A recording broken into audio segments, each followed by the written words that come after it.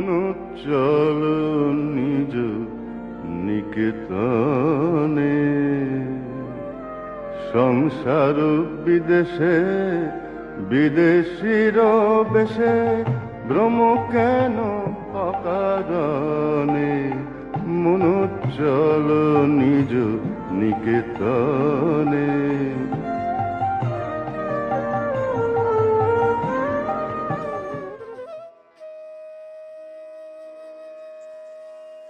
ಓಂ ಶ್ರೀ ಗುರುಭ್ಯೋ ನಮಃ. ವಿವೇಕ ವಿಸ್ಮಯ ಧ್ವನಿ ತುಣುಕು 156. ಹಿಂದಿನ ಧ್ವನಿಯ ತುಣುಕಿನಲ್ಲಿ ಗಮನಿಸ್ತಾ ಇದ್ದ ಹಾಗೆ ವಿರೋಧದ ಚಕ್ರವ್ಯೂಹದಲ್ಲಿ ಅಧ್ಯಾಯವನ್ನು ಗಮನಿಸ್ತಿದ್ವಿ. ಸ್ವಾಮೀಜಿ ಈಗ ಭಾರತದಿಂದ ಬಂದಿರುವಂತಹ ಹಲವಾರು ಪತ್ರಗಳನ್ನು ಕಲೆ ಹಾಕಿ ಈಗ ಪ್ರೊಫೆಸರ್ ಜಾನ್ ಹೆನ್ರಿ ರೈಟ್ ಅವರಿಗೆ ಆ ಪತ್ರಗಳನ್ನು ಕಳುಹಿಸ್ಕೊಡ್ತಾ ಇದ್ದಾರೆ. ಯಾಕೆ? ಯಾವ ಪರಿಚಯ ಪತ್ರವೂ ಇಲ್ದಲೆ ಬರಿಗೈಯಲ್ಲಿ ಬಂದಿದ್ದಂಥ ಸ್ವಾಮೀಜಿಯನ್ನ ಸಮ್ಮೇಳನದಲ್ಲಿ ಭಾಗವಹಿಸುವುದಕ್ಕೆ, ಪ್ರತಿನಿಧಿಯಾಗುವುದಕ್ಕೆ ಎಲ್ಲ ವಿಧದಲ್ಲೂ ಇವರೇ ತಕ್ಕವರು ಅಂತ ಘೋಷಿಸಿದವನು ಪ್ರೊಫೆಸರ್ ಜಾನ್ ಹೆನ್ರಿ ರೈಟ್. ಅವರ ಅರ್ಹತೆಗೆ ಅವರೇ ಸಾಕ್ಷಿ ಅಂತ ಸಮ್ಮೇಳನದ ವೇದಿಕೆಯ ಮೇಲೆ ಕಾಣಿಸ್ಕೊಳ್ಳೋದಕ್ಕೆ ಅನುವು ಮಾಡಿಕೊಟ್ಟಂತವನು ಇದೇ ಪ್ರೊಫೆಸರ್ ಹೆನ್ರಿ ರೈಟ್. ಹಾಗಾಗಿ ಈಗ ಸ್ವಾಮೀಜಿ ತಮ್ಮ ವ್ಯಕ್ತಿತ್ವವನ್ನು ಸ್ಪಷ್ಟವಾಗಿ ನಿರೂಪಿಸುವಂತಹ ಯೋಗ್ಯತಾ ಪತ್ರಗಳನ್ನು, ಭಾರತದ ಕಡೆಯಿಂದ ಏನೇನು ಬಂದಿತ್ತೋ ಎಲ್ಲದನ್ನು ಕೂಡ ಒಟ್ಟುಗೂಡಿಸಿ ಪ್ರೊಫೆಸರ್ ಹೆನ್ರಿ ರೈಟ್ ಅವ್ರಿಗೆ ಕಳುಹಿಸ್ಕೊಟ್ರು. ಆ ಯೋಗ್ಯತಾ ಪತ್ರದಲ್ಲಿ ಕೆಲವೆಲ್ಲ ಭಾರತದಿಂದ ಮೊನ್ನೆ ಅವರ ಕೈ ಸೇರ್ಕೊಂಡಿತ್ತು. ಇವುಗಳನ್ನು ಕಳಿಸ್ಕೊಟ್ಟಂತಹ ಸ್ವಾಮೀಜಿ ನಂತರ ಪ್ರೊಫೆಸರ್ ಹೆನ್ರಿ ರೈಟ್ ಅವ್ರಿಗೆ ಒಂದು ಪತ್ರವನ್ನು ಬರೀತಾರೆ. ಆ ಪತ್ರದಲ್ಲಿ ಏನು ಬರೆದ್ರು ಅನ್ನೋದನ್ನ ಗಮನಿಸ್ತಿದ್ವಿ. ಈ ವೇಳೆಗೆ ನಿಮಗೆ ಕರಪತ್ರ ಹಾಗೆ ಎಲ್ಲ ಪತ್ರಗಳು ತಲುಪಿರಬಹುದು. ನೀವು ಇಚ್ಛೆ ಪಟ್ಟರೆ ಭಾರತದಿಂದ ಬಂದಿರುವಂತಹ ಕೆಲವು ರಾಜರ ಹಾಗೆ ಮಂತ್ರಿಗಳ ಪತ್ರವನ್ನು ಕೂಡ ಕಳುಹಿಸಿಕೊಡ್ತೇನೆ. ಇವರಲ್ಲಿ ಒಬ್ಬರು ಮಂತ್ರಿಗಳು ಹರಿದಾಸ್ ವಿಹಾರಿದಾಸ್ ದೇಸಾಯಿ ಅಂತ. ಇವರು ಭಾರತದ ರಾಯಲ್ ಕಮಿಷನಿನ ಕೆಳಗಿದ್ದಂತಹ OPM ನಿಯೋಗದ ಸದಸ್ಯರಾಗಿದ್ದರು. ನೀವೇನಾದರೂ ಇಚ್ಛೆ ಪಟ್ಟರೆ ನಾನು ಅವರಿಂದ ನಿಮಗೆ ಪತ್ರವನ್ನು ಬರೆಸಿ ನಾನು ಮೋಸಗಾರ ಅಲ್ಲ ಅನ್ನೋದು ನಿಮಗೆ ಮನವರಿಕೆ ಆಗೋ ಹಾಗೆ ಮಾಡ್ತೇನೆ.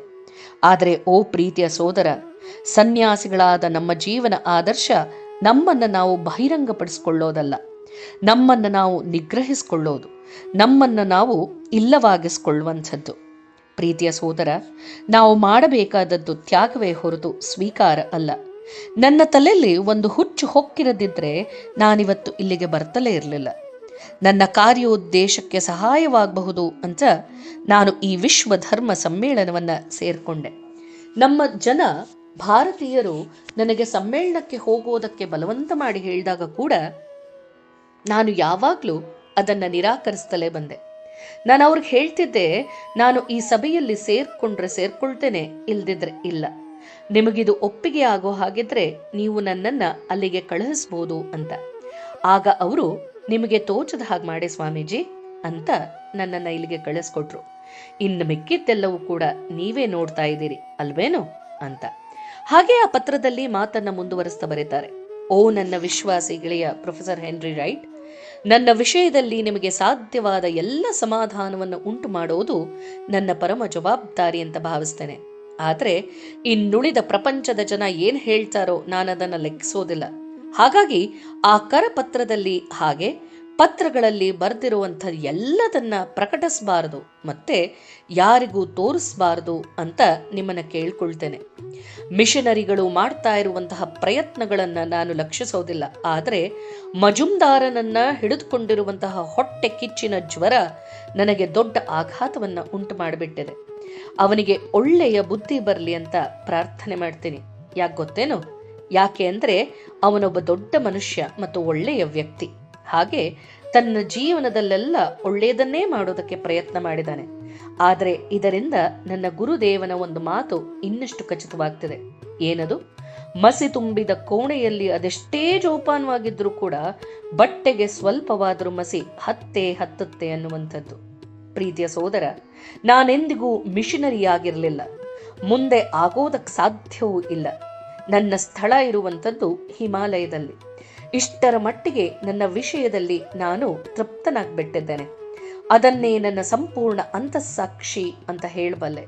ಹೇ ಭಗವಂತ, ನಾನು ನನ್ನ ಮಾನವ ಸಹೋದರರಲ್ಲಿ ಭಯಂಕರ ಸಂಕಟವನ್ನು ಕಂಡಿದ್ದೀನಿ.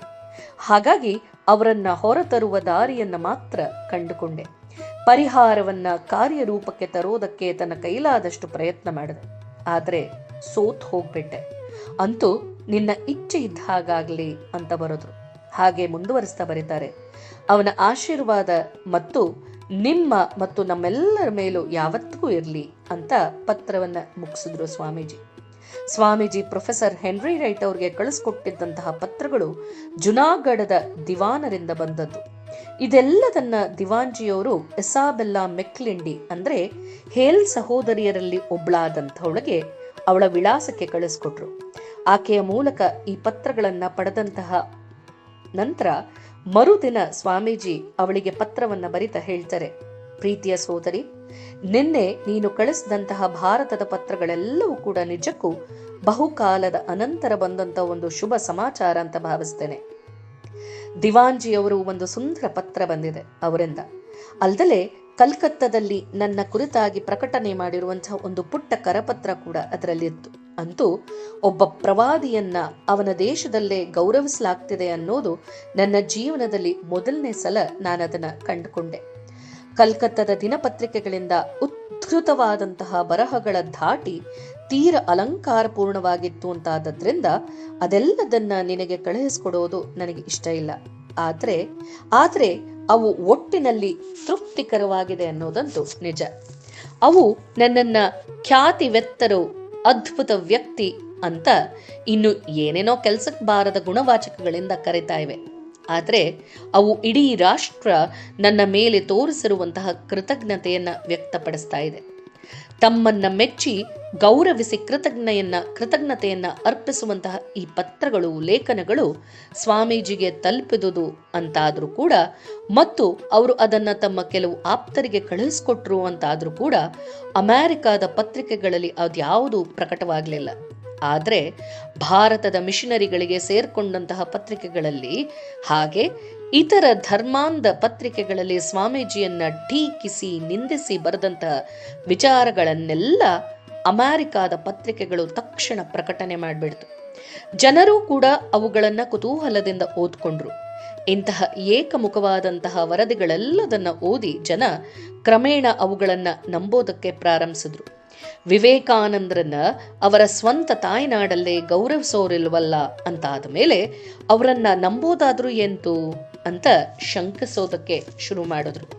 ಹಾಗಿದ್ದು ಕೂಡ ಸ್ವಾಮೀಜಿ ಸಾರ್ವಜನಿಕವಾಗಿ ಈ ಬಗ್ಗೆ ಮಾತನಾಡೋದಕ್ಕೆ ಇಷ್ಟಪಡಲಿಲ್ಲ. ಆದರೆ ತಮ್ಮ ಆಪ್ತರಾದ ಕೆಲವರಿಗೆ ಮಾತ್ರ ತಮ್ಮ ರುಜುತ್ವದನ್ನ ಮನದಟ್ಟು ಮಾಡಿಸಬೇಕಾದದ್ದು ತಮ್ಮ ಕರ್ತವ್ಯ ಅನ್ನೋದನ್ನ ಅರ್ಥೈಸ್ಕೊಂಡ್ರು. ಪ್ರೊಫೆಸರ್ ಹೆನ್ರಿ ರೈಟ್ ಅವರಿಗೆ ತಾವು ಈಗಾಗಲೇ ಕಳಿಸ್ಕೊಟ್ಟಿದ್ದಂತಹ ಪತ್ರಗಳನ್ನು ಓದಿ ಅವರು ಇದೆಲ್ಲ ಕೇವಲ ಹೊಗಳಿಗೆಯ ಮಾತುಗಳು ಅನ್ನೋದನ್ನ ನಿರ್ಲಕ್ಷಿಸ್ತಾರೋ ಏನೋ ಅಂತ ಸ್ವಾಮೀಜಿ ಶಂಕಿಸಿದ್ರು. ನಿಜಕ್ಕೂ ಪ್ರೊಫೆಸರ್ ಜಾನ್ ಹೆನ್ರಿ ರೈಟ್ ಈ ಪ್ರಮಾಣ ಪತ್ರಗಳ ಅವಶ್ಯಕತೆ ಇತ್ತೆ ಅನ್ನೋದು ಸಂದೇಹಾಸ್ಪದ. ಆದರೆ ಅತ್ಯಂತ ವಿಷಮಯ ವಾತಾವರಣ ಇತ್ತು ಅಂತಾದ್ರಿಂದ ಅವೆಲ್ಲವೂ ಕೂಡ ಆ ಎಲ್ಲದರ ಮಧ್ಯೆ ಆವೃತ್ತರಾಗಿದ್ದಂಥ ಸ್ವಾಮೀಜಿಗಂತೂ ಹಾಗನ್ಸಿತ್ತು.